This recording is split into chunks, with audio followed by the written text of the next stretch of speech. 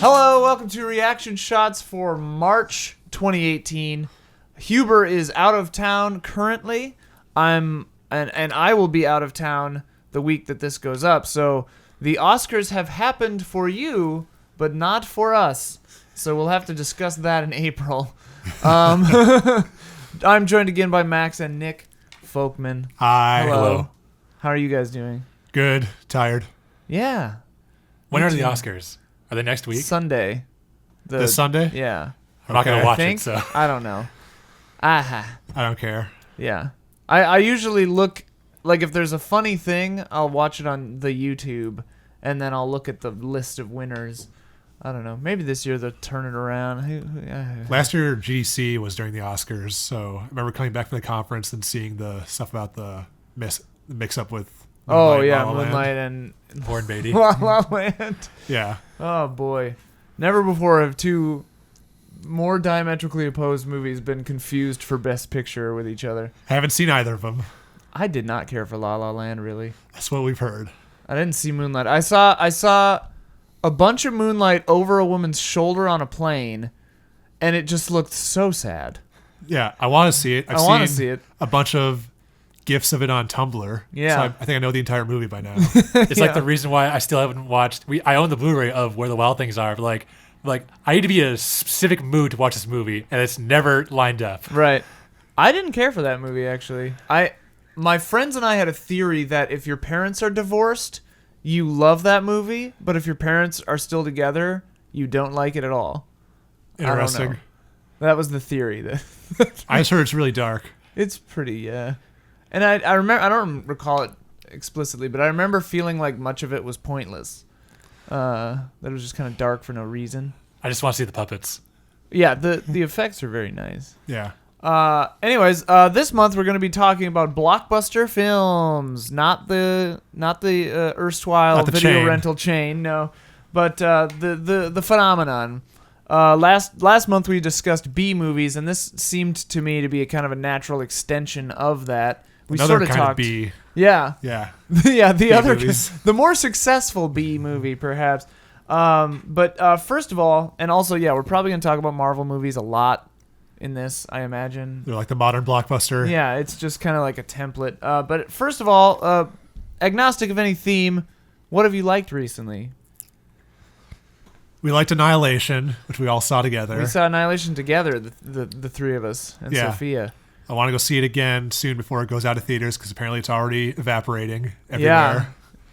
And I've heard that the studio, Paramount or whoever, was like mad that he wouldn't change the ending, so they put it out on Netflix internationally and not in theaters or some malarkey. One Yeah. producer wanted to change the ending to make stuff happen, and another producer who had Final Cut disagreed and sided with the director. Okay. And just it stayed with that. It's like they didn't bow to the changes, which I guess is why Paramount dumped the distribution everywhere else Out of except for spite.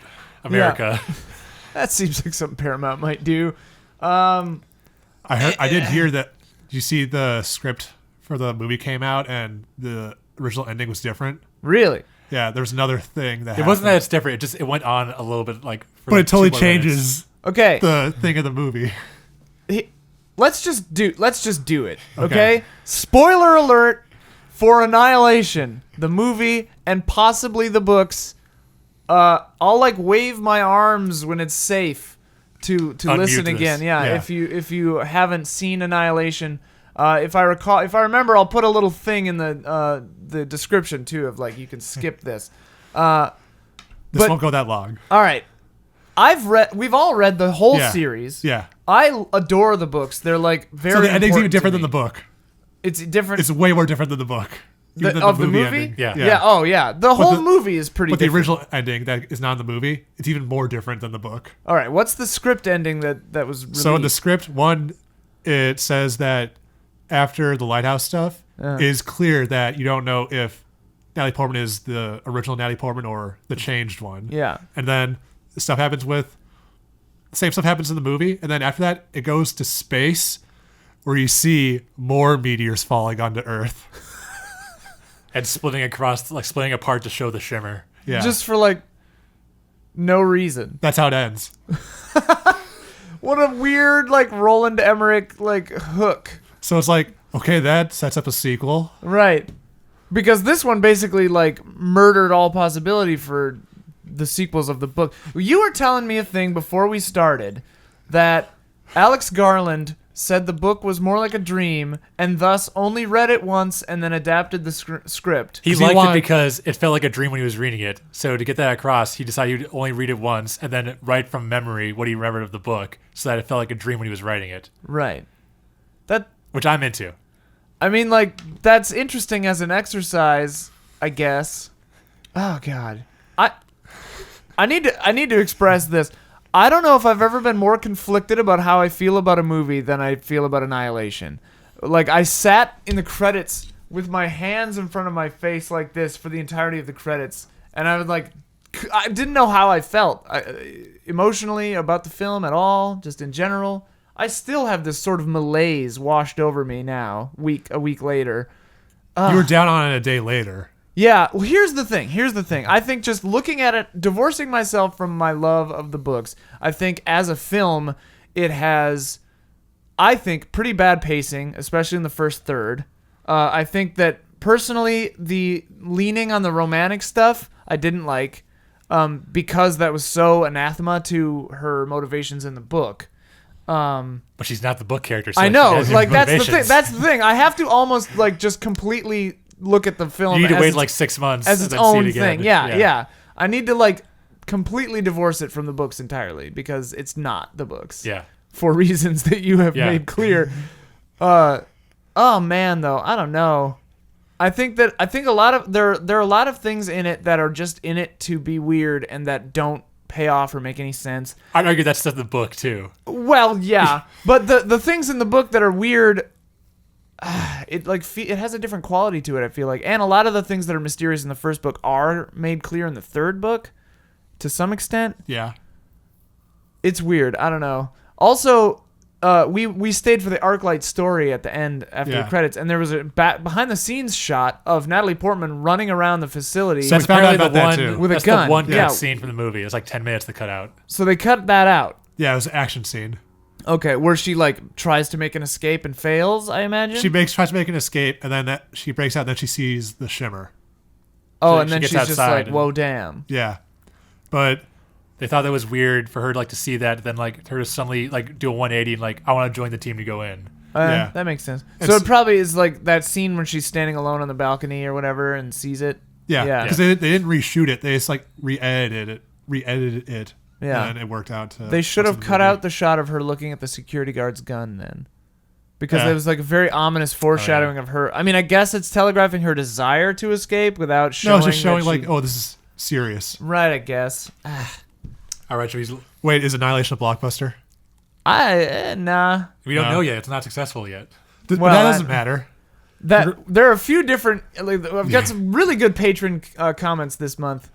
I guess we're out of spoiler territory, right? Yeah, Should sure. win. Yeah. We're out of spoiler territory. Welcome back. We didn't really spoil it, actually. There weren't really that bad of spoilers, but yes. Shall we? Is there anything else that you've seen that you've liked recently? I mean, we watched The Hobbit, The Battle of the Five Armies on Blu-ray recently, and Fascinating. it's not as bad as we thought it would be after seeing the first two movies in theaters and just like, It's just fascinating to watch that movie and look at like, because same thing when we watched the first Hobbit movie. It's like, wait, did we? Is like the first Lord of the Rings is not that great? We're like, no, Fellowship of the Ring is amazing. because I started watching that again last night, and the Hobbit movies look really CGI. Yeah. Especially when you saw it in high frame rate, which Yeah. we did, and like Yeah. it just looked fake. Even the landscape shots, with like that's real. It And just the looks makeup fake. yeah. Yeah, and there's so much CGI in the Hobbit movies, especially as they go on. And they said last night in the behind the scenes, like they said, like over 90% of the whole movie has visual effects in the shot, Wow. which is like there's so much of the first like Fellowship of the Ring where like it's all practical, like they shot like in a the forced cornfield. perspective and stuff Yeah. too. Yeah. Like they would do it practically. yeah, Yeah. it's all great. Like, yeah, Fellowship's still great. So watch Hobbit. It's okay. It's more interesting just to look at that as an experiment for like blockbuster filmmaking gone wrong. Like an artifact of like because this disaster. It's so insane. Like, they had an original director who was on there for 2 years, then he left, and then Peter Jackson came back, and then I didn't know that. Yeah. That's crazy. Okay, it's related to like a bad thing that came out of blockbuster movies is just because of the escalating budgets and everything, just studios committing to making a movie before the script is done. Right. That doesn't happen, I would think, in most independent film. Yeah. Because it takes forever to get financing anyway. So like by the time you get the movie financed, you're gonna have the script done. That's a big I think part of blockbuster cinema is that there is that pressure to keep the machine churning out new pictures, you know? Yeah. Plus they announced release dates so early now. Oh yeah. Like all the Marvel dates, yeah. and the DC dates. Mapping out a franchise years in advance. Yeah. Like, and we're still waiting to see if like Han Solo is playing chicken with the world. Like, are they gonna push back to December? No, they're actually gonna commit to May. Yeah. No, it's coming out in May now, no matter what. Oh man. We'll see how Solo goes. A lot of people are very worried about it. I don't know. I'm just kind of like, yeah. Ron Howard's a fine person just to finish a movie. Yeah. I hope someone does, like, the entire history of Lucasfilm from Force Awakens on. I just want to read a book about that. Yeah. Because all that sounded so interesting and insane. I bet there's all kinds of wacky stuff going on behind the scenes that none of us know about. Probably will never know about. Yeah. But Bad optics. yeah. And just because related to the blockbuster stuff, like, I was reading this visual effects behind the scenes stuff on Last Jedi, and the visual effects vendors were so happy that they had a finished script this time as opposed to Force Awakens and like Rogue One, and they're like, oh, this is so nice, like it should always be like this. It should always be like this. Making a movie Yeah. where you've begun things and you actually have a script. I mean, that's a thing. I don't know if I've ever, like, a lot of people got mad at Rian Johnson, but like I think a lot of people's complaints about 8 are actually problems that JJ set up in 7 that Ryan just had to deal with. Yeah.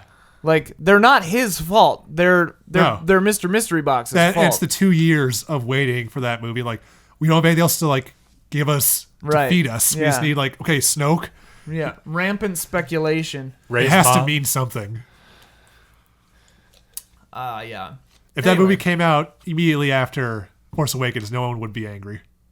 Yeah, if they like released them back to back or whatever. Yeah. Plus, it's like if you look back at Empire Strikes Back and Return of the Jedi, people were angry about those movies too. Oh yeah. I imagine like Empire's pretty gutsy because it just kind of stops. Yeah. And it's pretty sad.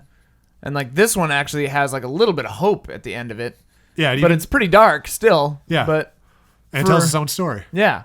And reinvents, the whole kind of shish kebab. And it has porgs. Porgs, which I assume you guys know this, but like I thought porgs were like, whatever, they got to sell toys, whatever. No. Yeah. But to cover up puffins because they couldn't legally move the puffins.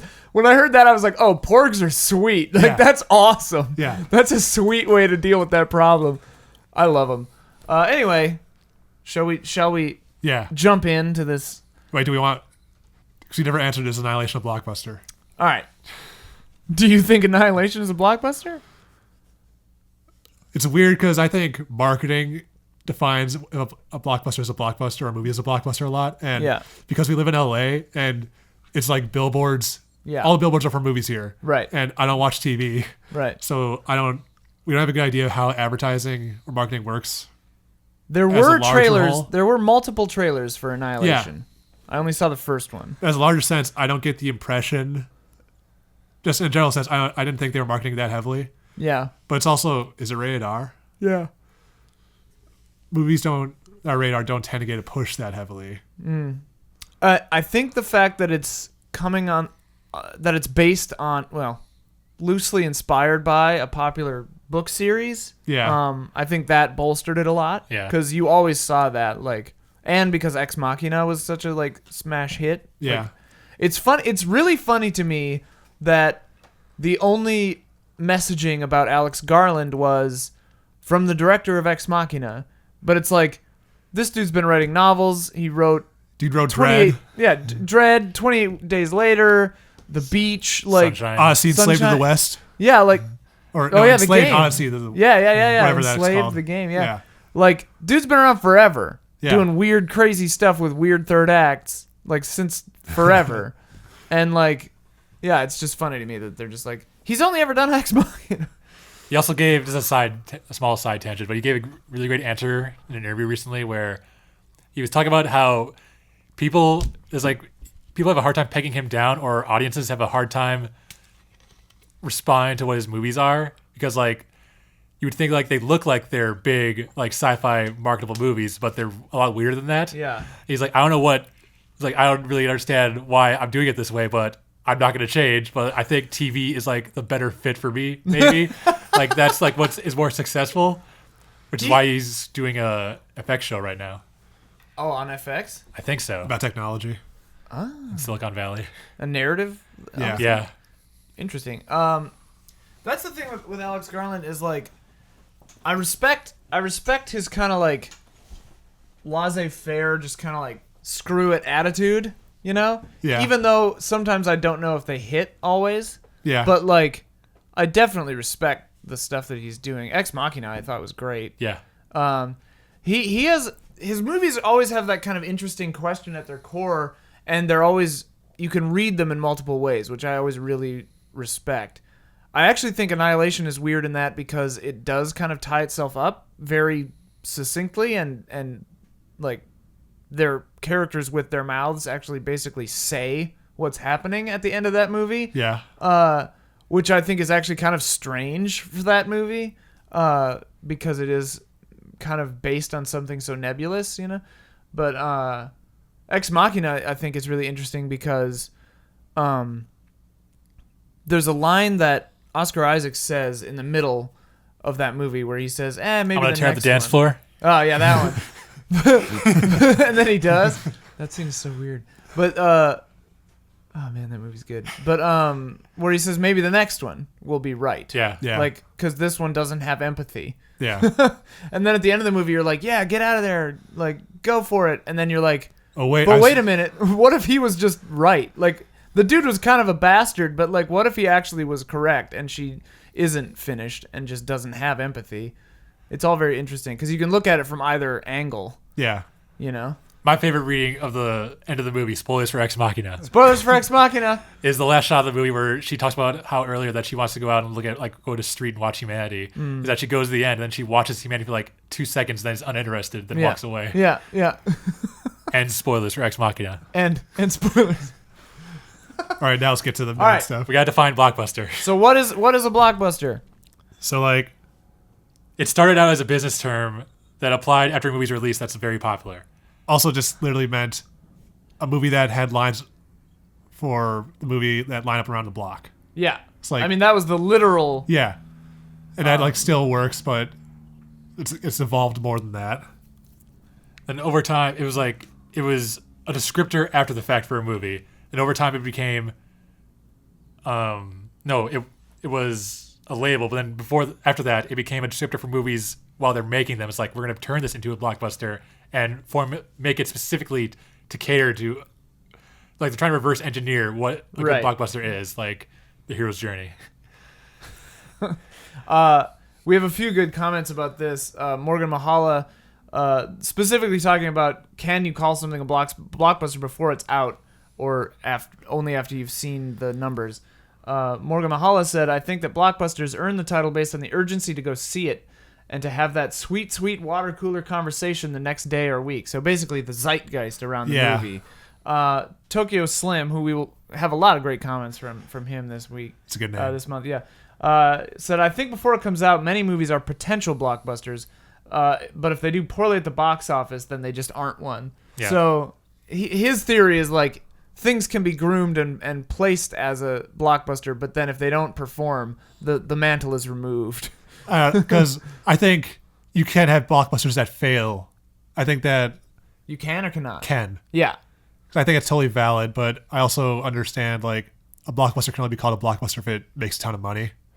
But the way studios think of it, it's like, no, we're making a blockbuster. Like, every Marvel movie is a blockbuster. And there's creating it that way, so you can still classify it that way. But it's just like, technically, it can and cannot be one. Yeah, I think that's definitely I had a comment about that, but it's a really interesting thing because like John Carter came up a couple of times where people were like, this was being groomed as this huge new kickoff to a franchise, and it totally crashed. But a lot of people would say it's a blockbuster flop. Yeah. And it's like King Arthur, Legend of the Hidden Sword. That movie, the studio wanted to make 7 of them. Wow. I think it was 7. It was like 5 or 7. Optimistic. One of the biggest flops, apparently, according to Wikipedia, of all time. Okay. For like the most money that the studio lost on it. I was surprised. I can't remember what the number was, but it was very high. And we've seen that movie. It's not like what was the movie? Like Mute, which we forgot to say that we saw that. Oh, like Mute, I still it's too weird to be bad. Okay. But it's not a good movie. And we were watching it, it felt like it was on fast forward for the first half at least. But it wasn't. Sometimes you just got to get to the good stuff. It was good in the beginning because it was just this siege of this crazy English castle with war elephants that are like 100 stories tall, and it was weird. Duncan Jones, man. What's Mute? going on? Mute? Yeah. What's happening with Duncan Jones? Like Moon, Mute, I love. Mute's Source a weird Code case. was okay. Yeah. Mute is it's after Mute is what's going to be the test of like if he's knows what he's doing or not. Mute's a movie he wanted to make for like 16 years, so he might not have been able to see the forest for the trees in that one because like I just want to make it because I want to make it all the time, so I don't want to judge him for how his passion project. rough that movie is. Right. So, but like Warcraft, it's not amazing, but the studio messed with that movie a lot. Yeah. And Source Code, I like that movie, except how that script at the end, like when you try to think of what this means for the character, it's like that is fucked up, and they don't mean for it to be fucked up. Elaborate. I Okay, spoilers for Source Code. Spoilers for Source Code.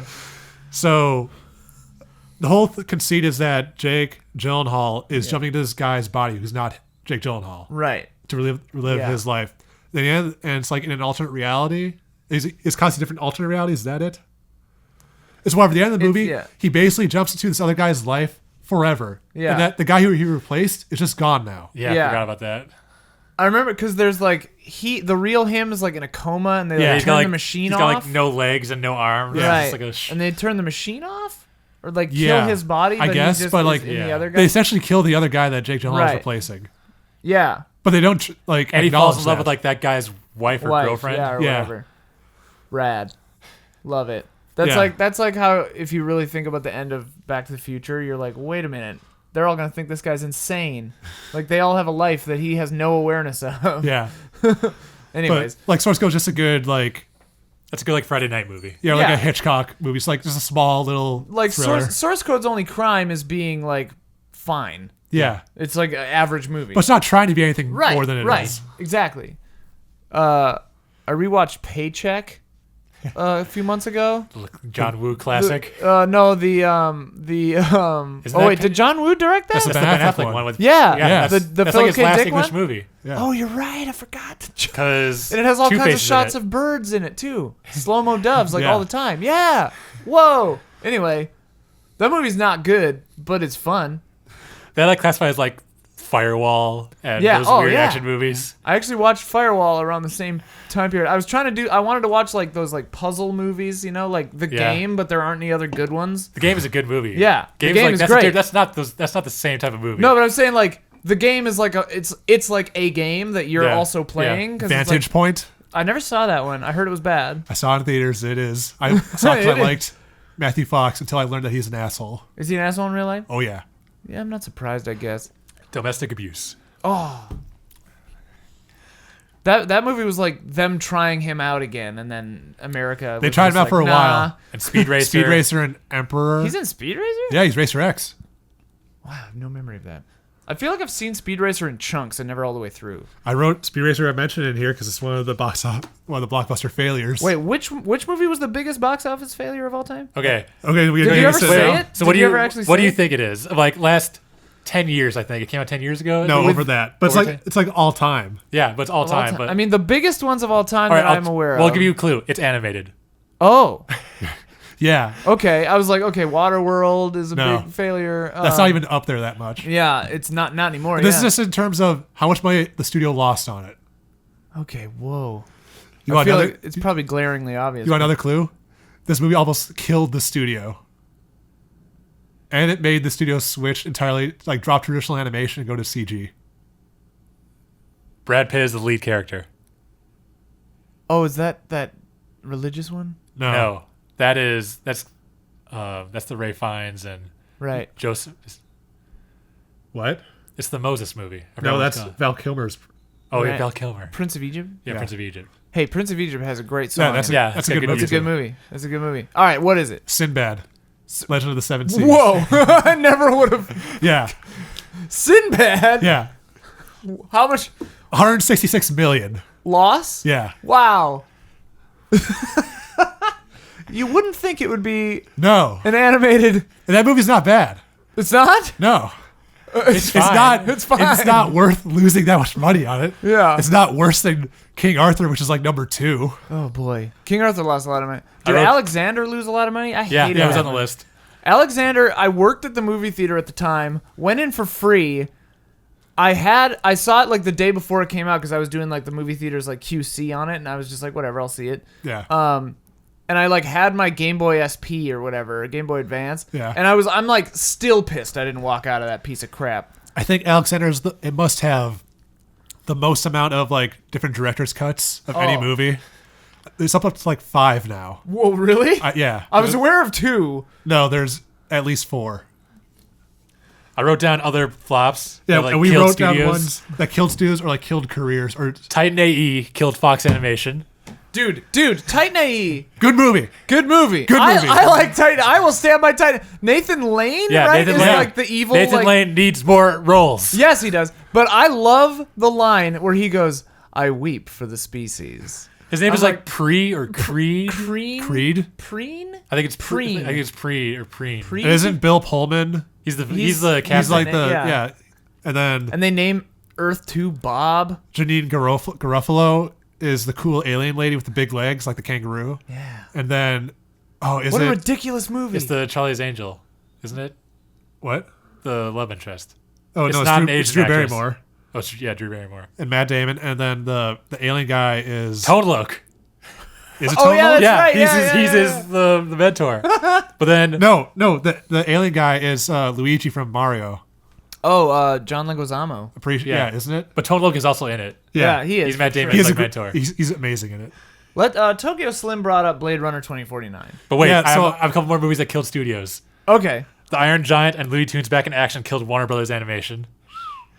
Final Fantasy: The Spirits Within killed Square. Killed Square's like Hollywood wing. Yeah. And almost probably the studio. I That would they think. created a whole studio in Hawaii just to make that movie and going to make more, and then came out and then they just closed it.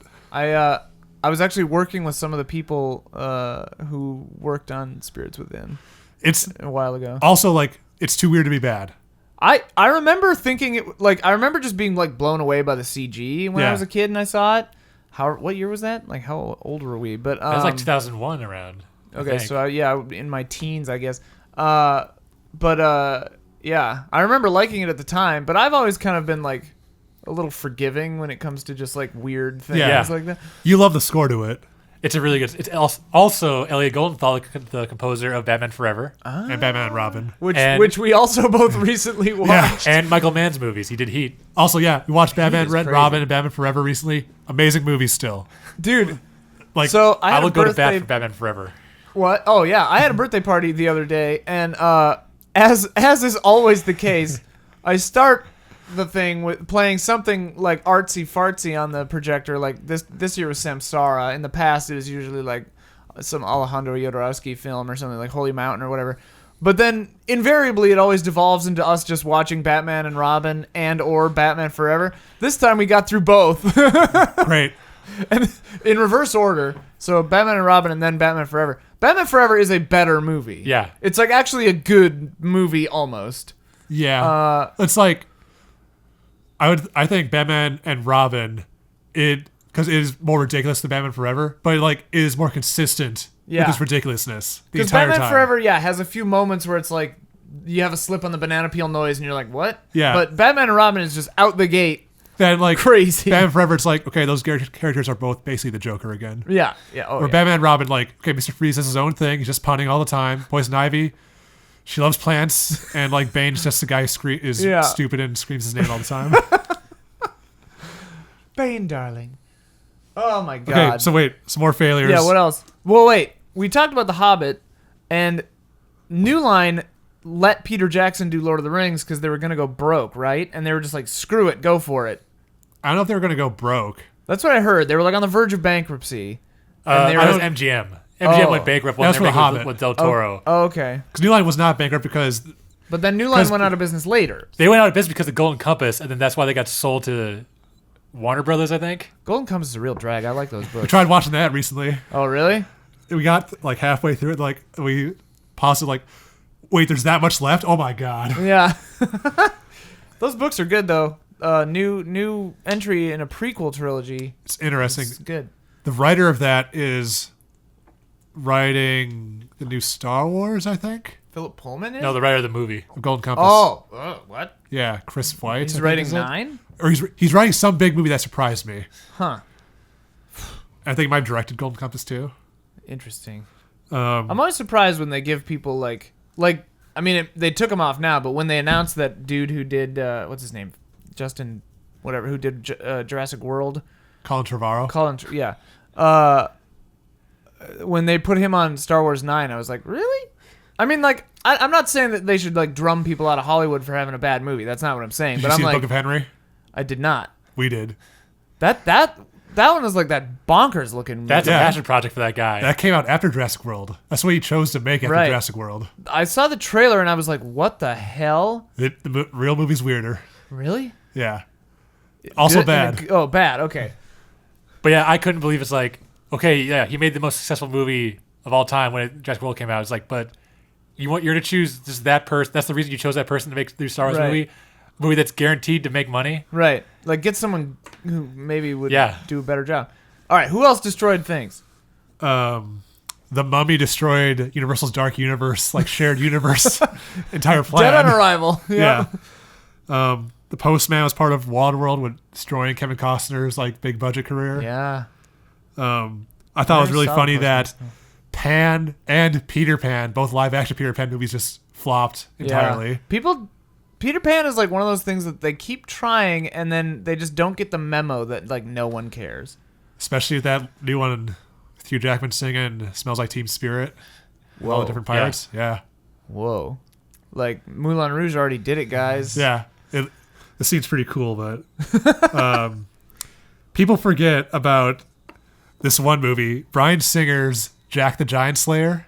Okay. Do you remember this movie? It vaguely familiar. I've never seen it. It came out after Days of Future Past or before it? I think before it. Whoa, so not even that long ago. Big budget Jack and the Beanstalk movie with Nicholas Hoult and Stanley Tucci, Ewan McGregor, Ian McShane. Weird. And I think some other big actors too. Bill Nighy. And it's one, it looked awful from the trailers, but two, it's huge flop, which is unsurprising because fuck that movie. Monster Trucks. Oh, yeah. Monster Trucks is one of those movies in time where someone just hey, I got an idea for a thing. You heard how the idea came all up. it is. I don't think that's true. You don't? I tried to look it up. I didn't find That it. somebody's kid just wanted Monster Trucks. Yeah, that's what I thought it was. That's what I heard. It was a studio head, yeah. Yeah. In Time is one of those things where it's just what if time really was money? Never saw it. It's okay. My old roommate was in it. Roger Deakins shot it. Yeah. Well, that was his first digital that's movie. Gotta be Didn't good. look that good. Really? Yeah. Didn't look that good. 47 Ronin. Oh, I wanted to see that and then just never did. Yeah. That didn't really The trailer, end I was oh, this could be sweet, but also bad. Yeah. Oh, and then the last ones were Tomorrowland and John Carter for ending the live action careers of Pixar directors, forcing them to go back to Pixar to make sequels to their old movies. Brad Bird did all right, though. He did before he did Mission Impossible, then he did Mission Tomorrowland. Impossible. Oh. That was so bad. He's all right, I'm going to do Incredibles 2 now. Yeah, true. Good point. At least that Mission Impossible was good, though. Yeah. Wait, he did Ghost Protocol? Yeah. Yeah. I actually like Ghost Protocol a lot. Do you, a lot. I always forget the third act of that movie. Oh yeah, so do I. Yeah. It's got the not that best good. gadget sequence, like one of the best ones of them in that hallway with the Oh yeah, hologram thing. That part is hilarious. And Yeah. that whatever that gadget is that makes like the water dripping noise like on the other side of the room. Oh yeah, That's my Oh, favorite that's a gadget great they've one. ever made. And just the whole scene of them like trying to print those fake documents into that briefcase Yeah. with Leah Seydoux, Yeah. who's Yeah. just great. Anyway, the hell are we talking about? We're talking about movies that failed. I had Speed Racer and Jupiter Ascending, both tanks. So I don't know what the Wachowskis are going to do now because Well, they're making that Sense8 movie, right? to Yeah, but after tie that, up- I want to know if they're going to get another big budget movie again. I hope they do. I really like Sense8 in theory. I got Yeah. a couple episodes into season 2 and just didn't keep going. That is like one of the only things we've ever seen where it was too slow for us, It was very slow, and it just kept lugubrious. yeah, and it kept repeating the glacial. same information over and over again. Like, Yeah. okay, we get it. Yeah, I'm like, I understand. Please have a plot element at Yeah. all. Have And- something happen. And I'll watch the Wachowskis do anything. I like the Wachowskis a lot. Yeah. I'm not a fan of how they do humor. I don't think they're good at doing jokes. Jupiter Ascending showed that. Speed Racer's weakest moments, I think, are the humor stuff. Most Jupiter of it. Ascending, I watched like the first 20-something minutes, and I was just like, oh boy. Oh boy. It's But I like the Wachowskis a lot. Yeah. There's I, parts- I want them to make more of anything. yeah. There was a interesting moment in the beginning of, because I care about like LGBTQ issues, obviously, quite a bit. And there was a fun moment for me in the beginning of Sense8 because I just turned it on. I just Yeah. knew, I was like, oh, the Wachowskis, cool. I turned it on, watched it. And when they introduced Jamie Clayton's character, who's the trans woman Yeah. in that, I was like, come on, Wachowskis, you could have at least like cast an actual trans woman, And then I looked up Jamie Clayton and I'm just like, oh, yeah, she's Like, great. you're looking. Oh man, I was so jealous. Anyway, that's a weird aside. But yeah, Jamie Clayton's great.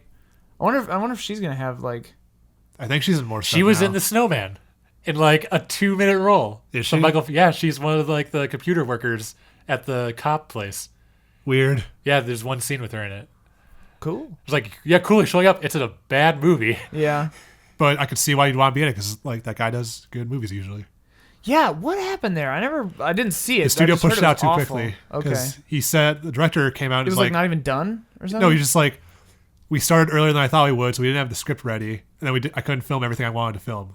Apparently, they left out like 20% of the script. Oh wow. It's Yeah, still- because Let the Right One In, phenomenal movie. and Tinker Tailor. Tinker Tailor is so good. Yeah. Yeah.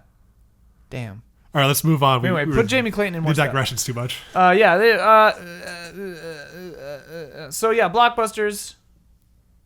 We got a Tokyo Slim comment here. I like that. Maybe Tokyo Slim will get us back on track here. Okay. The term blockbuster had been around since before Jaws, used for such films as Gone with the Wind. People always forget about adjusted for inflation. Gone with the Wind has made equivalent of $3.5 billion to box office. I was actually going to bring that up. Gone with the Wind, adjusted, is like the best, highest grossing movie ever. Yeah.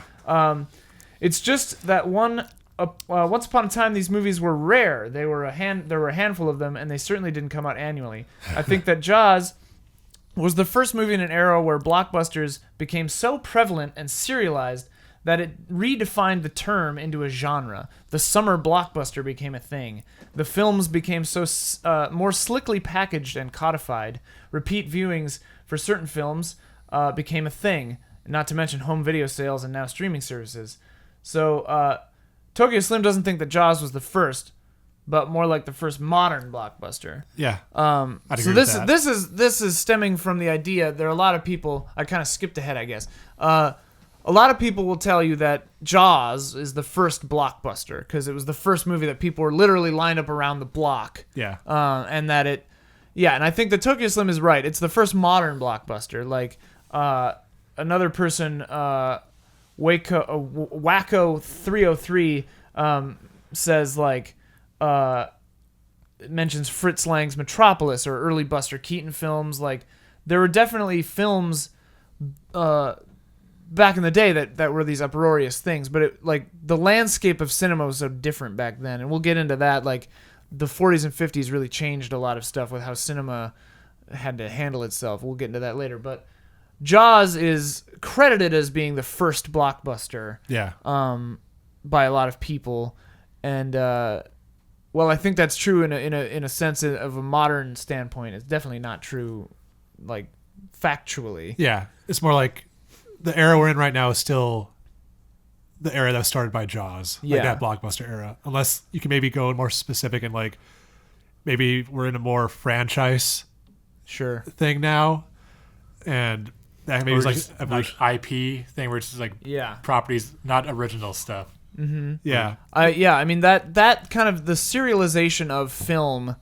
I mean, Marvel again is like the granddaddy of this, where it's like basically it's a TV season, and each Avengers movie is the season finale. That's what everyone's trying to copy now too with the shared universe stuff. But they're trying to copy it by starting ahead and not putting in the work to build a foundation. Right. Yeah. Because I mean, thinking back to what is it, 18 years ago when Marvel started all this with Iron Man. It's not 18 years ago. That was 2009, 2008. Yeah, it's almost been 10 years. Okay. I saw some quote about 18 years of this. Maybe it's like when Tom films. Cruise was being rumored to be Iron 18 Man. films, yeah. Yeah. But it was 18 films, I guess. But like Iron Man, pretty like a big budget blockbuster, but comparatively feels so quaint now. Oh yeah, no one expected it to be that big. Yeah, and no one even talked about that character back then. And it wasn't trying to set up a universe like it kind of did at the very end with Samuel L. Jackson, but like that was more. You could treat that as like a joke, right? And if you watch the behind the scenes stuff on that movie, Favreau even like he is not happy in the editing of that movie. He thinks it's going to be bad. Really? Or he's really depressed. He's like. There's a shot of him editing like the fight at the end with Jeff Bridges. And he's like, "This is fucking stupid." Is that what he said? Yeah, because you hear Jeff Bridges like say some line there, and like Jeff Bridges talking like a row, and then Favreau mimics the voice like "This is fucking stupid." And you read interviews with Bridges and the other actors, and like they said it was more like an independent movie. It felt like because the script wasn't done. Right. No, Bridges said like. He didn't get what they were doing until he's like, "Oh, it's like a student film. Okay, I can do that." The pacing of that movie is pretty slow too. Like watching it now, it's just like wow. Well, they were writing it like every day. Like they're all improvising basically. Wow. I don't think it's that slow. I don't know, but like I think the first half we're also is people who slow. like we don't think Blade Runner 2049 is slow. Well, neither do I, because Blade Runner 2049 is interesting. Well, it's like Iron Man is a different movie where it's not like they're clear like. They've made the movies now, so like they're designed to be paced faster. Right. Like that movie they're still figuring out what they want to do. Like there still haven't been like a breakthrough comic book movie of that style. I would agree with that up until Black Panther, because I think Black Panther was actually very deliberately paced.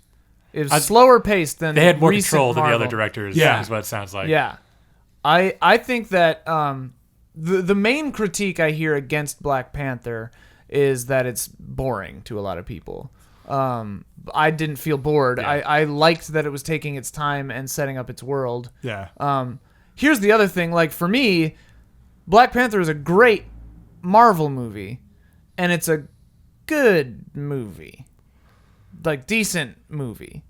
Like if you're comparing it against Marvel movies, it's like one of the best, if not like first or second best in my opinion. If you're comparing it to like all of cinema, it's like a 4. I don't know. Then that's like a weird thing to say. Like talk about Independence Day or like the movies like you love that may not necessarily be regarded as like high cinema. Sure, yeah. And it's like Black Panther may not be. It's not like a good movie. No, I don't agree with that. Like I enjoy that movie a lot. I think it's really good, and it is one of the best Marvel movies. But it's like it's not trying to be a certain kind of thing, Right. And so I'm not. This is a weird discussion. I don't know. I mean, I guess. It.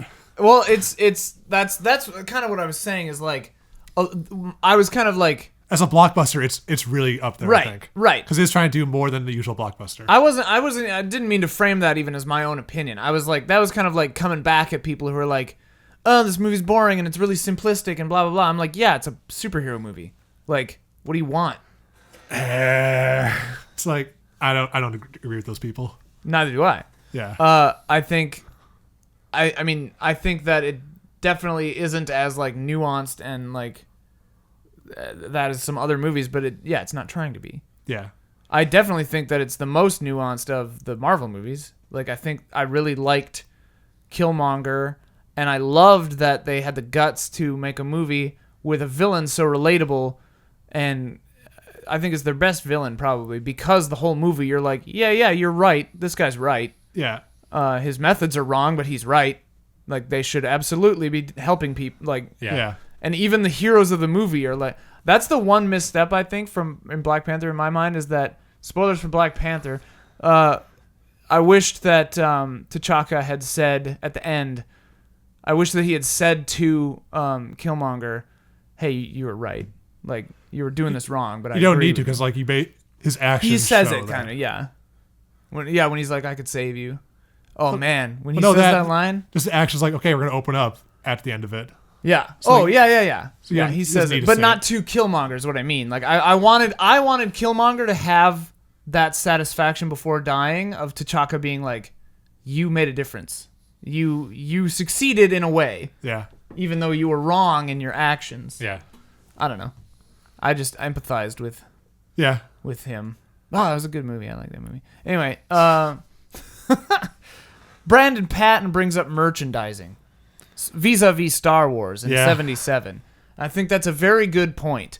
And he also brought up that in The Last Jedi, they changed the design of Kylo Ren's TIE fighter to more closely resemble the toy that the company had made, that they had, because they were kind of like, their paths diverged. Yeah. And then the toy company was like, oh crap, the missiles are over here. And so then the movie changed instead of the toy company changing. That's not what I saw, because Ryan Johnson said that he saw the toy And was liked like, it that looked better? cooler than what we have in the movie, Sure. so let's do that. Okay. So I like that. Maybe that's lying, Eh. but whatever.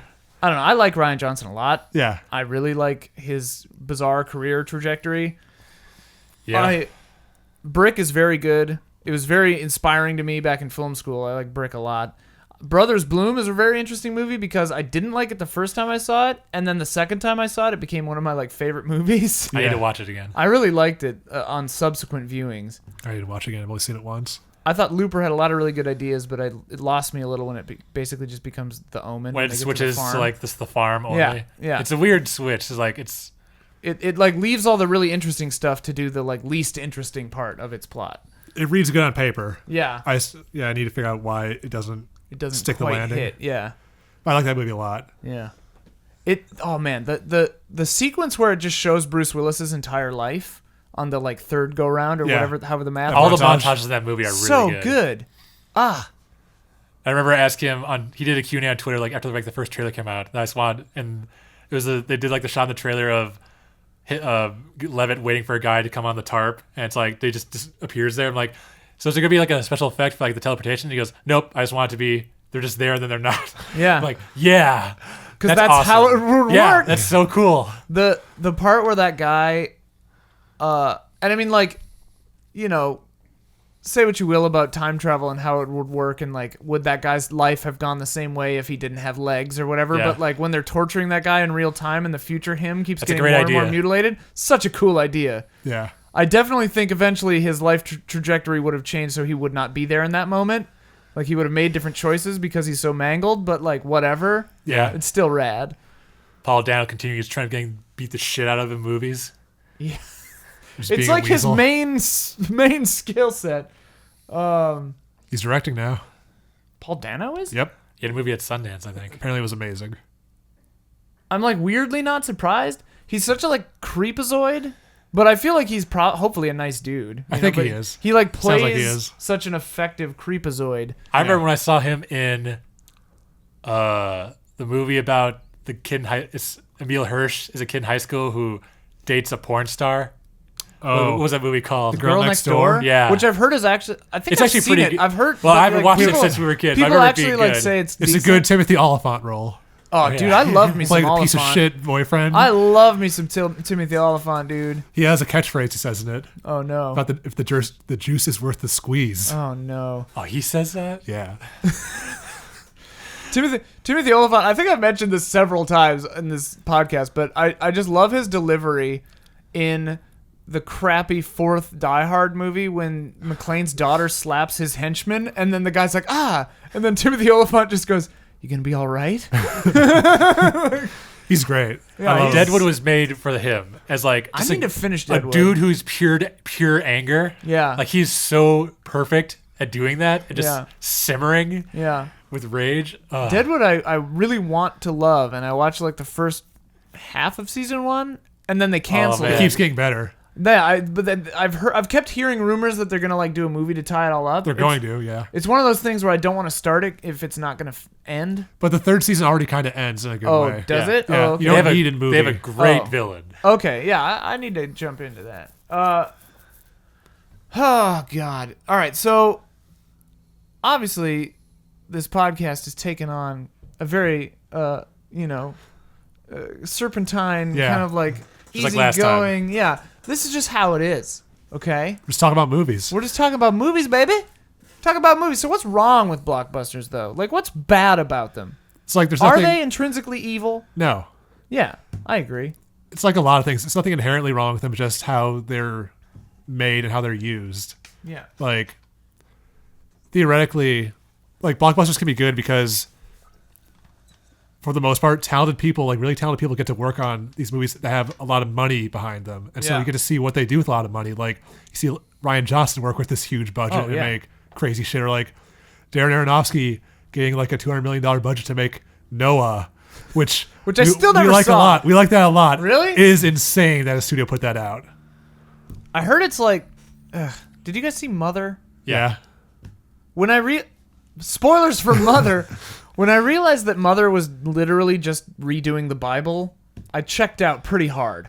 Yeah. It's a weirder movie than that though, because like all stuff with like about looking into it about like reading into Darren Aronofsky's life, where it's like the woman at the beginning of the movie that's burned alive is Rachel Weisz. Like, literally, it's Rachel Weisz playing her, apparently. What? Okay, what's the significance of that? That was his previous wife. Oh, okay. Wait, she actually played the first. Okay, so that apparently. makes it a little more autobiographical. Okay, that's an interesting. And then Jennifer Lawrence is the main character who he was dating Who at the was time. dating at the time. He's not dating anymore. Right. Or Yeah. she's not dating him anymore. And I like this read on this movie. I haven't watched the movie since I saw it in theaters though, so I was I never like sure if it was Rachel Javier Weisz or Bardem not. plays an artist. yeah. Jennifer Lawrence is just like the doting wife. Yeah. And Javier Bardem is like the starving artist who like needs to make his art. Yeah. She needs to understand. Who's also God. Yeah.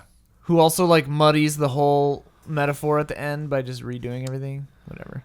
We like Noah though, but it's also because it's a big budget movie that switches the audience's allegiance from the main character to like turning the hero to a villain. Oh, really? Well, not Yeah. really. It's not that. Like, he's always the hero, but in any other movie, the Noah would be the villain of the movie because he's basically a religious fanatic Right. Okay. who just wants to kill everyone. Or he's okay with everyone dying. Right. Yeah. And Ray Winstone, who's the villain, wants to save everyone. Right. Well, I mean, I watched again, back to Black Panther. I watched a really cool YouTube video, whatever, about it that spoke about how it's all just a matter of like the means that you're using to an end and perspective, because Killmonger's arc is Batman's arc. He has his parents die. He trains his whole life to try to like do what he thinks is the right thing, this vigilante justice thing. Like, Killmonger could very easily be a superhero, and it's just because of that one little like change of perspective and like methodology that makes him the villain, and that's why he's so good. Yeah. But I don't. There's nothing inherently wrong with blockbusters, but there is a problem when studios are trying to engineer them from the get-go to be a blockbuster, where they run the chance of, okay, so this is a 4-quadrant film. We need to make this appeal to everybody, as many people as possible. We should define 4 quadrants. I was going to say, explain 4-quadrant for people who don't know. It means the 4 quadrants are like demographics for a movie you want to hit. And so it's male and female under 25, male and female over 25. And that's it. So basically everyone. Yeah. But you run the chance of diluting the movie so that you're trying to appeal for everybody, but then in the end it's going to appeal to no one or just not leave an impression on anybody. Lowest common denominator. Yeah. Is another way. Wacko 303 used a word I really liked, and that word was safe. Yeah. But there are plenty of good, safe movies. It's like, it's safe. It's less that they're safe movies, more like they're just not, it's like you're not getting anything by going to the movie. Like you're there's no like, it's like eating junk. I don't know if junk was the right word to say. It's like you're not getting anything out of going to see the movie, and it's not leaving an impression calories. on you. Yeah, that's a better way to say it. I'm not seeing the exact comments on whoever said this. Someone else phrased it in a nice way that they said that it's fun and not challenging. Like you go, you can turn your brain off, enjoy it, and Like not be Independence challenged Day. by it. Right. Like Independence Day is, I would say, a good blockbuster movie. Yeah. But it's also like that movie is what the directors wanted to make. Right. And so it's not like they were forced to make a 4-quadrant movie. It's like it was naturally going to be one, or whatever quadrants it was. But it's when you do movies like John Carter, something where it's forced to like, okay, Like you're gonna Independence Day 2. Right. yeah, or like you're going to set up a franchise. And you're going to like try to do all these different things that do not come naturally to the story you're telling, and stuff like that. I think Independence Day 2 is a good example because I think that is where blockbusterism That's a fantastic astray. movie to study because it's in two different phases of what blockbusters mean, Right. like when they were made. Yeah. Because it's a sequel to a movie that wasn't set up to be a sequel, and then the sequel sets up another sequel. Yeah. But the second movie is basically redoing the first movie again, Yeah. which is just so bad. And I think that sort of like forced franchise mentality and like it worked the first time, let's just do it again. Like that kind of stuff. It's been long enough. Right. Yeah.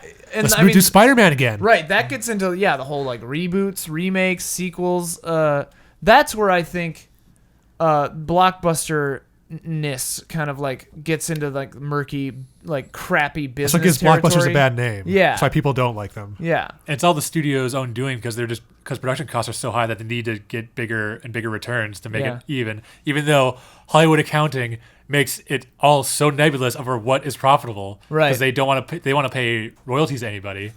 So That's true. I did not know that Return of the Jedi has never turned a profit. According to who? According to the Fox. Return of the Jedi has never turned a profit. According to Wikipedia. Also, I got this quote from Spielberg because I do think that people tend to look down on blockbuster cinema, like anything that's a blockbuster. Like, okay, that's not like legitimate. It's not art. Like, you can go enjoy it, but it's like I'm not gonna like say like I like that kind of thing. Right. Which I always love when it's like a secret, but everyone's going. But I love when you like Paul Thomas Anderson comes out and says like, no, like I love that shit. Like he loved Man in Black 3. Yeah. Which one? Oh, Men in Black 3? Yeah. Or like Christopher Nolan loves Transformers movies. Really? Yeah. It's always like all of like the auteur directors love like they are perfectly happy seeing popular cinema. And so because they don't have to hide. And so they've like, made it. I thought this quote was the rest interesting. of us have to pretend to be smart and interesting until we get there. Then like, we can say drop whatever pretension. Like they're all good movies, Brent. Yeah. There's stuff that you can appreciate in everything. Oh, Yeah. I full on agree with that. Like you can find good in just about everything except for The Happening. Chapter there's good stuff in The Happening. Good stuff in Happening. Chapter 27. There's one shot I love in The Happening. When she puts her head through the wall? No, it's when the bodies are falling from the construction site. That was a good shot. That's a great shot. And when they're walking backwards on that street in France or wherever, that was pretty cool. And while we're talking to the tree, the fake plant. All right, Say fine. the quote. All right. Because I thought it was interesting because Spielberg is the guy who like invented the modern blockbuster. And then because there was these quotes that came out a few months ago about his opinion on superhero movies. Okay. And he said, I think the obsession with 4-quadrant and superhero movies puts legitimate cinema in jeopardy, which I was like, come on, man. Uh-oh. Okay, superhero movies are not legitimate and whatever. As he's in pre-production for Ready Player One. Yeah. All the rich people would disagree. Also, as the guy who made Jaws and made Jurassic Park and all these Maybe others. he feels guilty or something for just changing Who knows? history. It worries me that the audiences will only go to the movie when they trust the brand, and I worry that some of our small, great movies will only be made for the small screen, which that I can understand. But it's like, dude. You're making Indiana Jones 5? Yeah. Yeah. Like, Indiana Jones 4 was a nightmare. Just don't like diminish the other movies that like you're basically doing the same thing. I mean, that's the thing too that there's this weird human thing where they see like false corollaries and don't understand like mutual exclusivity, where it's like, if this thing is good, that means this thing can't be good. Yeah. It's like they can both be different kinds of good. Yeah. things can be different goodnesses. I also think his frustration is misplaced because it should be more about the studios. Because I can understand him being angry because Lincoln needed 2 studios to finance it, like Universal and might have been Sony financed it because he couldn't get funding for it. It wouldn't have gotten made. Right. He's had so many funding problems to get movies made, and that shouldn't be a problem. Yeah. Like Lincoln is guaranteed money to like be shown in schools, Right. and it made a huge profit. And you would think that Spielberg could just like walk in anywhere and be like, "What Yeah. about this?" And they're like, "Here's $1,000 million." He created a film studio, which later like fell apart. But Amblin. no, And- DreamWorks. Oh, what? Yeah. He created DreamWorks. He created DreamWorks? Yeah. Him and Jeffrey Katzenberger I did and the not other know guy that no one that. I talks didn't know about. he created DreamWorks. Yeah. Amblin's still around though. Yeah, Yeah. he went. It's now gone back to Amblin because DreamWorks is like a more of like a distribution like shell. Sure. Yeah. Weird. Here's a little factoid, and I want to discuss this kind of like a counterpoint to what we were just talking about. Stephen Beaumont brought up these statistics. He was looking at Box Office Mojo, and the highest rated movie, Dark Knight, which has a 9.0 average rating critically, I think, was 32nd best all-time box office with 1.004 billion. And the lowest rated movie, Transformers: Age of Extinction, with a 5.7 rating, was 19th all-time with 1.104 billion. The average score of the top movies was a 7.47 of the top grossing movies of all time. The point I think that he was making is that why is it that a better movie makes less money? And that seems to be the case a lot of the time. Dark Knight is more of an adult movie. Yeah. As in like the way it was sold and everything. You know, it's Batman, so kids love Batman. Right. And I think Transformers is a thing where people are still going after they like the previous movies because the latest one didn't do well Didn't at do all. as well, yeah. And so it's finally like going down. And That to me seems like a good indicator that humanity is finally like starting to be like voting with their wallet a little more. Where it's like these have to be at least pretty decent for me to keep going, you know? you would think that, but it's been proven wrong so many times. That's true. And I think it's like marketing has a huge amount to do with it, even though Dark Knight had a huge marketing campaign. Yeah. Age of Extinction, which is the 4th one, I think. I This only is the saw first the Mark first one. Wahlberg one, I think. Okay. It's like, it has, I don't know, it's marketing, it's what movies come out at the same time and what kind of summer it is. Yeah. And Age of Extinction was like probably one of the first. That was like when the start of the huge. We're gonna sell these movies in China now. Oh, yeah. That was a big thing. Oh, Yeah, because yeah. that was in Big time, Because it's yeah. set in China partially. That's probably a big reason. Speaking of that, we had a really interesting comment that made me remember kind of the whole other half of this equation is, international sales. Neil Dutta says, I feel like most of my theater watching experience has revolved only around blockbusters. Since I'm from India, we usually don't get low-budget indie films.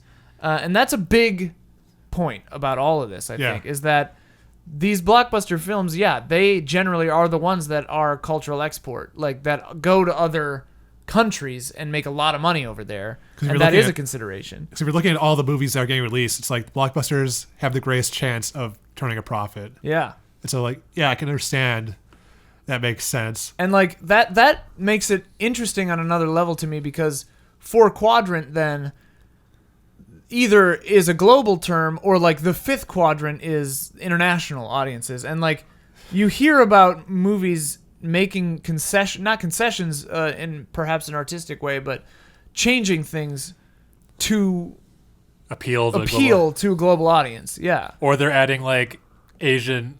It's more just China now. It's all Mostly China. It's China, like yeah. Iron Man 3 had an Asian actress who's like huge, actor who was like only in one scene. Yeah. That Shane Black didn't direct. Like they asked him, "Hey, I heard so what about did you do that, about the yeah. scene?" He's like, "I didn't direct that thing. I don't know anything about it." They just added an entire like section of the movie just for China. Yeah. Age of Ultron had a scene. It was in Korea or someplace. Black Panther had Korea. Yeah. The Karate Kid, the remake, set entirely in China, which it's And it was amazing. partially financed by them. Partially financed by China, and it's about this family from Detroit leaving America to go to China for a better life. Whoa. Which like That's that's rad. fascinating. That's awesome. It's not a bad movie. Like, it's pretty good. Yeah. It's really long. It's 2.5 hours. Whoa. But it's like it's worth seeing, especially. Was Karate Kid 3, is it? No, it's the Karate Kid. Remake. Oh, with that Jaden reboot. The Smith. Jackie Chan one. Yeah, okay. You know, he doesn't do karate. He does kung fu. Naturally. This is something I wanted to talk about. There is, you hear a lot of rumblings about blockbusters of today being worse somehow than the blockbusters of yesteryear. Like our movies now, like Transformers 9 or whatever, not as good as Jaws, not as good as Star Wars. Like, are we looking back on the past with rose-colored glasses here? Or No. Yes. are movies worse now? No, they're not. They're not worse. I can tell you why. So, or I'll give you an example because I was looking this up and because I was thinking today, Jaws had a pretty low budget. It was $9 million. Okay, what's that adjusted for inflation? $42 million. I was like, okay, that's pretty big up there. And I was looking at because I was trying to figure out because you asked what's your favorite blockbuster. Yeah. I was gonna say all-time Jurassic Park, but for this year, Paddington 2. Paddington 2. I still need to see Paddington 2 is cheaper than Jaws. Yeah, The budget for I would Paddington hope 2. so. Jaws also went over budget and over schedule. By a lot, yeah. Jaws, $41 million budget. Adjusted. Paddington 2, $40 million budget, Hey. which is insane. Yeah. Paddington 2 That's is a a lot cheaper of money. movie than Jaws. That's a lot of money, I feel like, for Paddington 2, though. Yeah, but also like Jaws was supposed to be a $3 million budget and went to $9 million, Yeah. which Whoa. that's It's like triple. yeah. But it's like everyone's always going on about like movies. They're so bad today. They used to be way better. It's like everything's franchised so much today. Well, like, does anyone remember that there's a Casablanca 2? Yeah. like, I mean, people forget the bad movies from before. right. I mean, that's what I think happens. Like the same reason everyone's like, oh, music in the 80s was so good. I'm like, it was the same goodness. It's just we have radio stations that only play the good ones from the 80s. Or even like, okay, Jaws' first blockbuster. How many Jaws movies did they make? At least 3 Yeah, that I'm aware and of. the 3D one. Yeah. 3 Which is one? 3D. It is. Isn't it? Yeah, I think the third one. Which one's the one where he bites the I'm trying to think of the ending. I don't know. We haven't seen any other ones. Oh, okay. One of them he bites a big electrical cable, and That's another one Ooh, I think. they like shoot a canister in his mouth and he blows. That's the first up. one. Yeah, that's the first one. Okay, so the second one I think is the electrical cable and the wire. I think It's the last one intense. is when the shark has a psychic link with Brody's wife. Dude. Now them's That movies, could be good. Them's movies right there. Isn't it Deep Blue Sea or something where like one of the sharks? That's LL Cool J and Samuel L. Jackson. Yeah. Thomas Jane. Doesn't the shark have something like extra normal? They're smarter than It normal. can swim Right. backwards. No. I remember that. No, because they're smarter than normal because they have bigger brains. Okay. Yeah, right. and it can swim backwards, which Yeah. is impossible. That's true. They wouldn't be able to breathe. Remember which Resident Evil has that shark come through the wall? That was so cool. Not one I've seen. Oh no, the game. Oh. Those movies. I think maybe blockbusters today, maybe a lot of them are more similar to each other. Sure. Just because of the nature of franchises and like just because you're seeing so many Marvel movies now, it's like these all feel the same. Well, it's also because it's more blockbusters being made right now, where it's like it's less independent films, or there's no middle budget Right. movies anymore. It's like all the stuff we're seeing that people are complaining about are all just similar types of movies. We're all trying to appeal to so many people, so they're just getting bored faster, I think. Yeah, that's why I love stuff like Get Out, where Yeah. it's that like small to medium budget.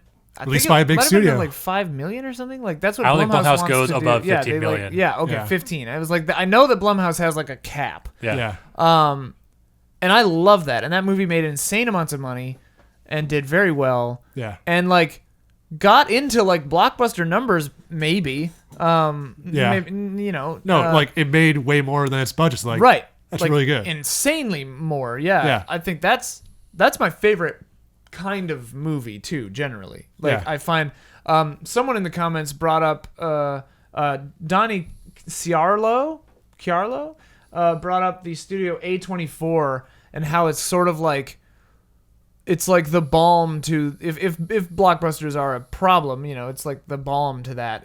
They're just releasing like everything good. Yeah, it's like Green them and Room, The Annapurna. Lobster. Yeah, it's like them and Annapurna is just like going nuts. Yeah. And I was like looking at A24's A24's like recent releases, and I was like, my God, it's Yeah. like all the They've got a good very ones. good batting average. It's like crazy. It's like all studios used to have those smaller labels like Warner Yeah. Independent and Fox, all those. Searchlight, yeah. but then they started closing down. Yeah. So everyone's merging now.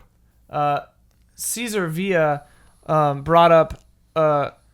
He says, I can almost pinpoint the year where modern blockbusters like kind of peaked or changed. I like this. Yeah, it's very good. I believe it was the summer of '96. The Rock, Independence Day, Twister, Mission Impossible, and Dragonheart hit theaters that summer. Well, time has not been kind to them, which I don't know if I agree. I disagree. I have to confess I enjoyed the heck out of them when they came out. I would say that Independence Day and Mission Impossible still hold up as great films. Yeah. The Rock is a little slower than you probably remember it, but it still has moments. People love The Rock. I need to watch it again. Twister, I tried rewatching it and I was kind of just like, this is not as good as I remember. But like that's a good fun time movie. Yeah. Twister, I had a blast. We love Twister. We love Twister. Oh, man. And Dragonheart, I mean, come on, whatever. I need to see that. Dragonheart is I've hilarious. seen it once when I was a kid. I saw it when I was a kid a couple of times. I used to rent it, but If anything, all those movies like are still solid except for maybe Dragonheart. yeah. And Dragonheart's probably gone into like so weird it's fun. Yeah. Like, It's like because more of a cult Dragonheart is a movie. bizarre ass movie. Yeah. Twister, though, damn. But that's a good diverse. That is a crazy summer. Yeah. Like, oh, man. I remember that summer. Like, those movies. Oh, God. What a time to be alive. I was going to say, there's another switch where I want to give a shout out to a podcast called Blank Check, which I listen to a lot and I love. Mm-hmm. But they were going through Paul Verhoeven's filmography. Oh, wow. And they're on Hollow Man right now. Oh. And they're talking about how Hollow Man is the end of this phase of movies of like adult-minded blockbusters or like adult-minded like I guess R-rated movies where it's like people stop going to those movies and then that's when comic book movies started again because that's the same month that X-Men came out, the first movie. The same month even. Wow. Hollow Man. God. What a bizarre train wreck that movie is. I want to watch it again. I remember seeing it. I think I rented it. I didn't because I was too young maybe to see it in theaters. I don't know. But we rented it and I was just like, man. I remember the trailers for it. Then we watched it on like HBO, and it was like, it's so weird. It's like, I remember it like kind of goes there as far as like male fantasy. Kinda, Oh, yeah. And I'm What like, would happen if you were Inappropriate. invisible? You'd be a perv. yeah, A really sick you perv. would be a really bad guy. Like that's a movie that changes the hero to be a villain, right? He's always a dick, He's though. kind of always a dick. Yeah. Yeah, Yeah. you're right. I don't remember who like the hero of that movie is. Kevin. Oh, There's some like woman who like Elizabeth electrocutes Shue. him or something. Oh, it's Elizabeth Shue. yeah. Wow. And Josh Brolin is her boyfriend. Whoa. Weird. But they also brought up a thing in another podcast I was thinking about earlier where think about like blockbuster sort of blank checks the director given where like Aronofsky made Requiem for a Dream and then got a bunch of money to make whatever movie he wanted. He makes The Fountain and Which I quite like. which Yeah. is like not a 4-quadrant movie at all. No. It's very specific and he like lost a lot of goodwill for that movie and like had to go back to like making low budget movies like The Wrestler Yeah. and then earn it back again to make Black Swan. Christopher Nolan's like the inverse of Aronofsky, where he makes the bad movies, gets a ton of goodwill. His blank movie is to make a crazy original movie called Inception that he maybe designed it purposely to like be really accessible to people, and then just makes more and more successful movies after that. You left out The Prestige, which I still think is his best movie. Yeah. That's true. The Prestige is The Conversation. Like, But Inception was a bigger success. oh, yeah, absolutely. I think Prestige, though, is like peak Nolan, where it's like his storytelling style, his brand of obfuscation, and also being entertaining and rewatchable. And Yeah. filling around with structure. Right. And I think that Nolan's big problem is his movies aren't always very rewatchable. I think that on the first viewing, it's very thrilling because you're learning and he Yeah. takes so much time to teach you all the rules. But then on subsequent viewings, oh man, do they just grind.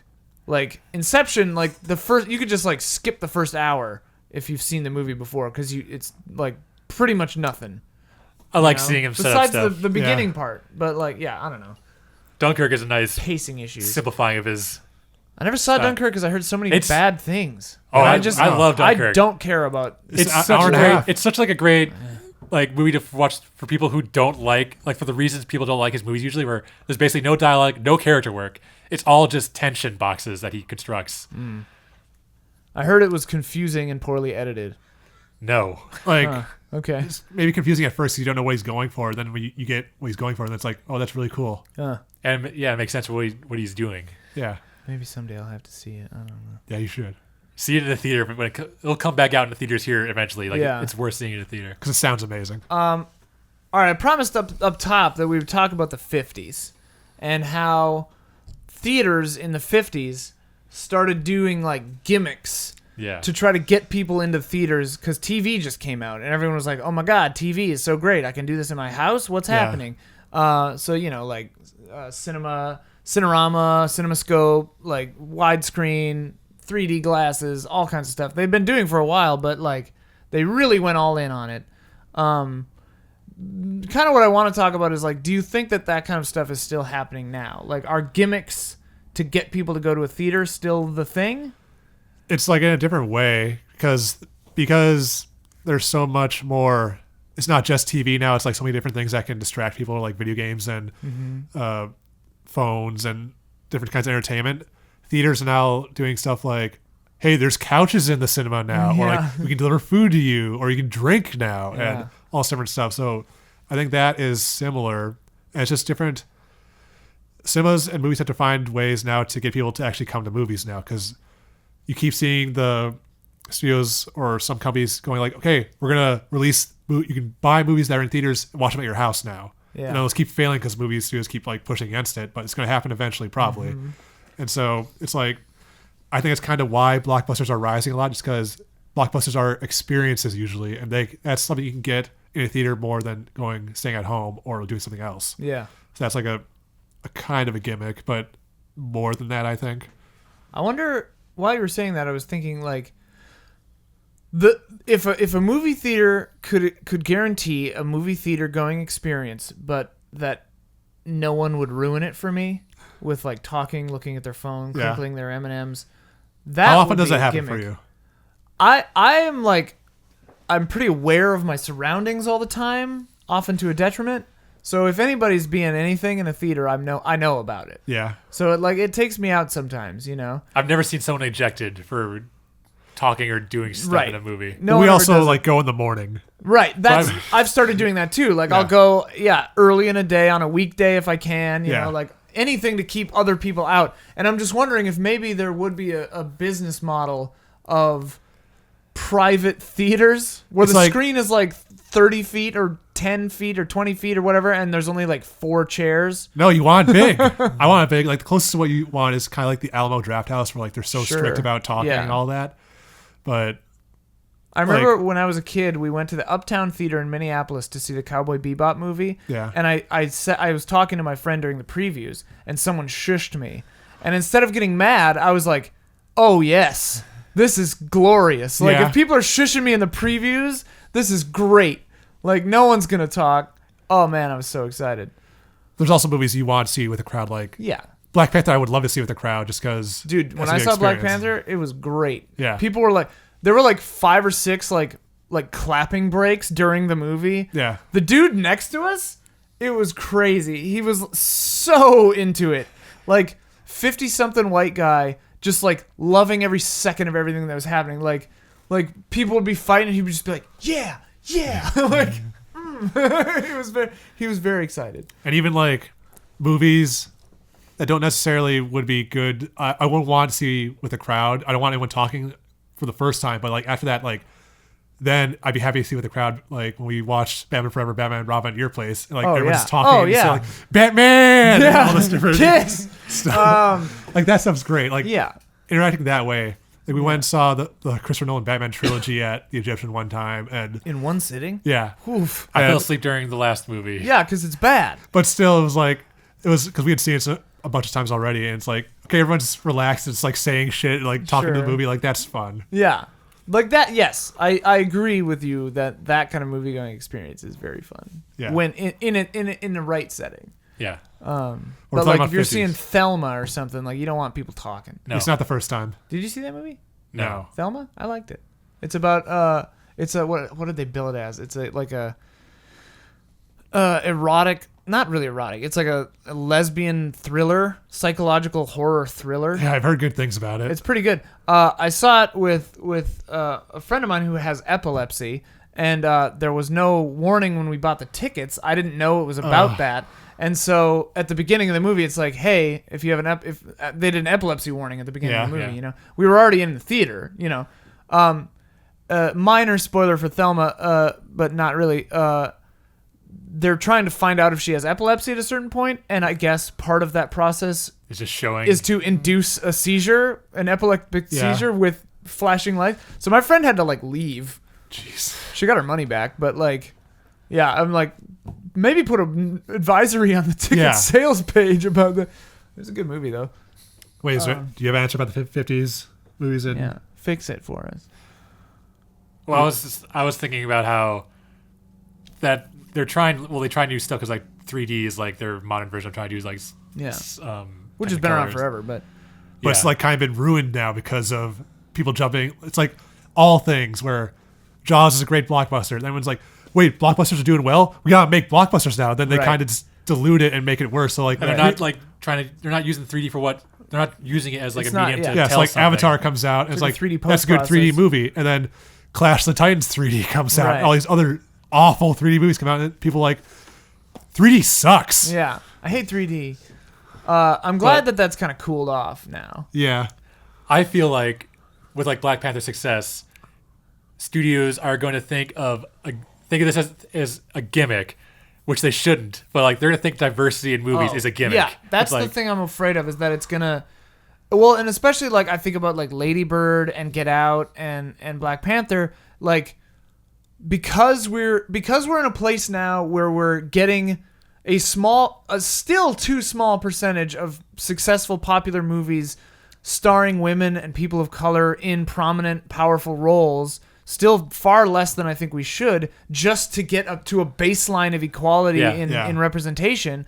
I worry that it's going to, instead of the people making movies taking the right lesson away from that and saying, hey, we should just make an equal mix of movies for all kinds of people, for everyone, they're gonna lean into it in an almost an exploitative kind of way and dilute it and make it or there's things it's a genre, African movies are just a genre, right? Or it's Chinese movies are a genre. It's African movie doesn't sell well, that means African movies, it's like a Western. Are bad forever. Western movies don't sell because one movie did badly. Right. It's also, it'll be interesting to see how Wrinkle in Time does. I hope it does well. I liked those books when I was a kid. I don't know. If it doesn't do well, then it's okay, studios are going to take that as some indication of something. It's they're going to stop making Wrinkle in Time series. Okay, you can only do diverse movies if they're superhero movies. Right. Yeah, because Wrinkle in Time is really cool about that stuff, right? It's still just okay, well, we'll have an African crew if it's an African movie. It's no, real progress going to be made hire the African director to make Captain America. Right. Which they partially did with Thor.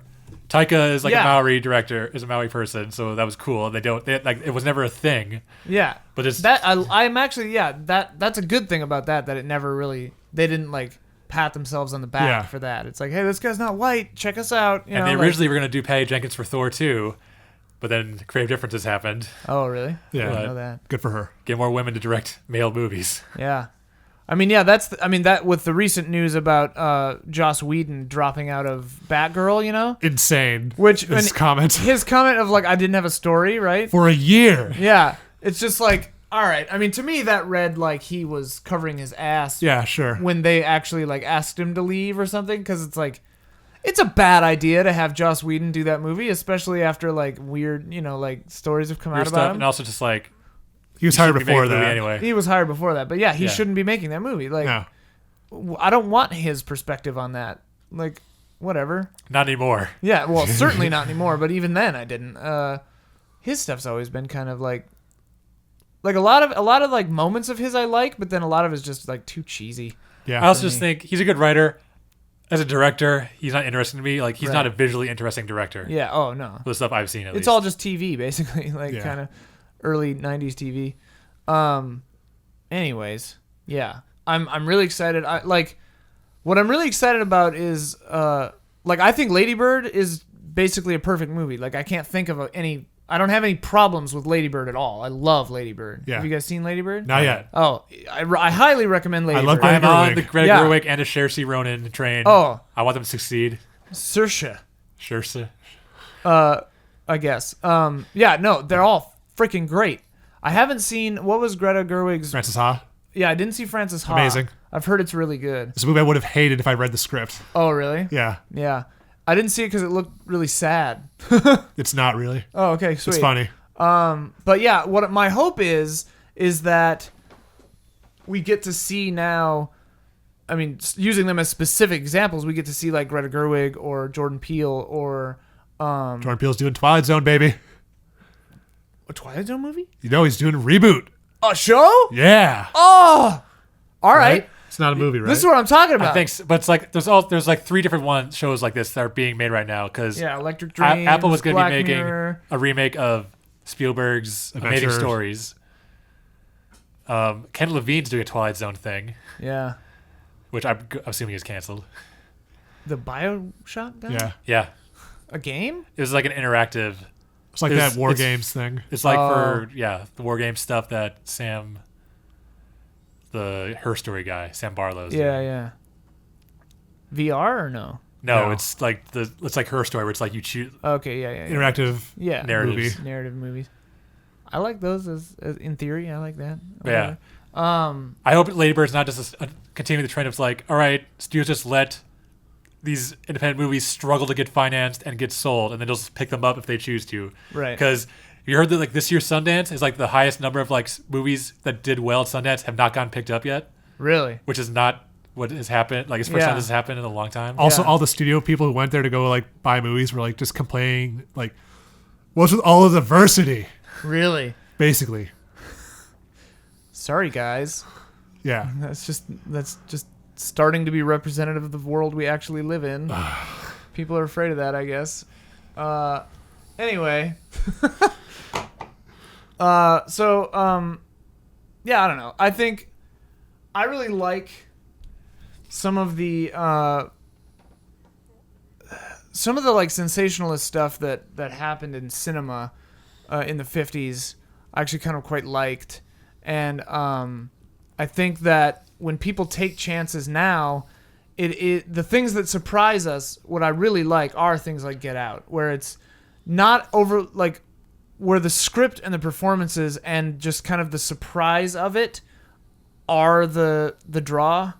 And I mean, I guess it's just like quality is what I'm really boiling Yeah, this it's down just to. like, If it's I a good movie. It's a good movie. It's also just other voices now getting their chance, like Yeah. to just Well, and get movies out. we live in a world where now quality is the gimmick, the like startling surprise. After living with so much shit. Like, is that the case? Is that the reality we live in though? Or it's like, wait, what's the reality? Like where quality is the startling gimmick and like the I don't melody think so is because not- there are plenty of like great independent movies that just never get picked up or just Yeah.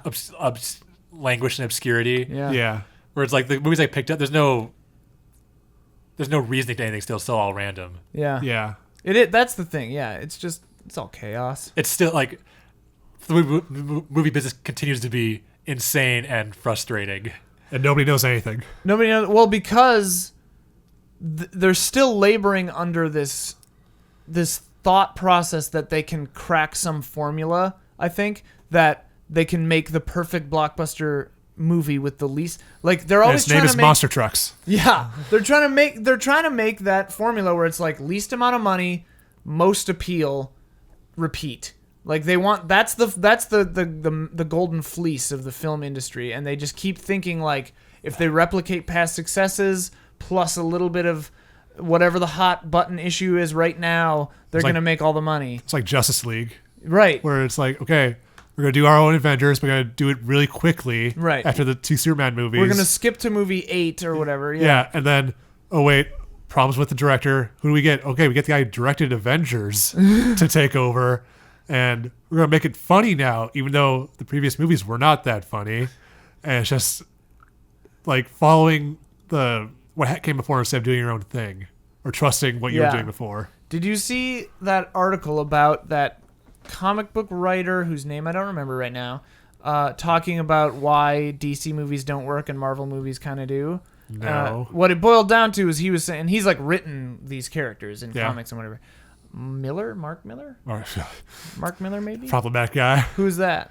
He wrote Ultimates. He wrote Kick-Ass.